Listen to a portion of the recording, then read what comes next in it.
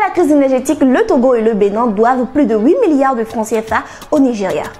Les deux pays voisins Togo et Bénin doivent un montant combiné de 14,19 millions de dollars, plus de 8 milliards de francs CFA pour l'électricité fournie durant le premier trimestre de 2024 envers le Nigeria. Ceci illustre les défis énergétiques auxquels sont confrontés ces pays de l'Afrique de l'Ouest.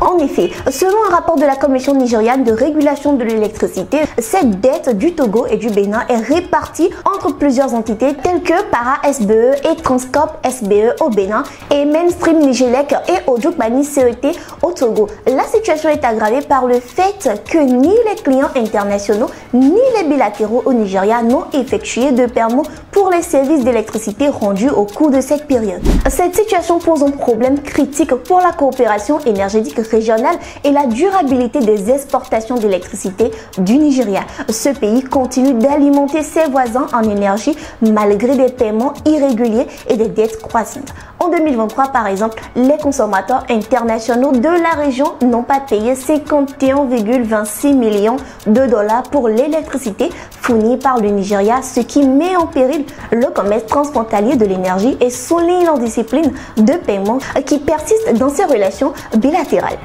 D'un autre côté, le Togo a fait des progrès notables en matière d'accès à l'électricité pour ses citoyens. Le taux d'accès à l'électricité est passé de 50% en 2020 à 68% en 2023. Ce bond en avant est attribuable à plusieurs initiatives telles que les projets CISO et Fontinga qui ont permis d'étendre l'électrification à plus de 600 000 ménages. De plus, des projets comme l'installation de 50 000 lampadaires solaires intelligents et la construction de centrales solaires à Blita montrent l'engagement du pays à diversifier ses sources d'énergie et à améliorer la disponibilité de l'électricité.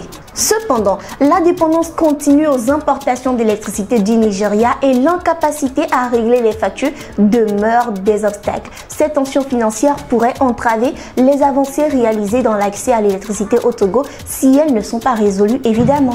Enfin, la situation énergétique au Ghana met en lumière la vulnérabilité des pays ouest-africains aux interruptions d'approvisionnement. En juin 2024, le Ghana a annoncé des coupures d'électricité pendant 3 semaines en raison de pénurie de gaz provenant du Nigeria. Cette situation, déclenchée par des travaux de maintenance chez un fournisseur de gaz nigérien, a poussé le Ghana à instaurer un rationnement de l'électricité.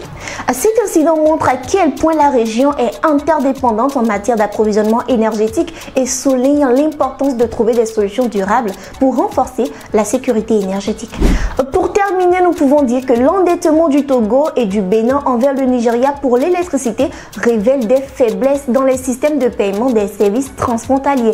Malgré des progrès notables en matière d'accès à l'électricité au Togo, la dépendance aux importations énergétiques et les retards de paiement mettent en péril la stabilité des relations énergétiques régionales. Parallèlement, le Ghana illustre les risques auxquels les pays confrontés en cas de perturbation dans les chaînes d'approvisionnement en énergie. Des solutions collaboratives doivent être envisagées pour renforcer l'intégration énergétique dans la région et assurer une meilleure gestion des ressources disponibles. L'OMEActu vous remercie, chers abonnés, d'avoir suivi cette analyse. Laissez vos avis en commentaire et surtout restez connectés pour ne rien manquer. L'OMEActu.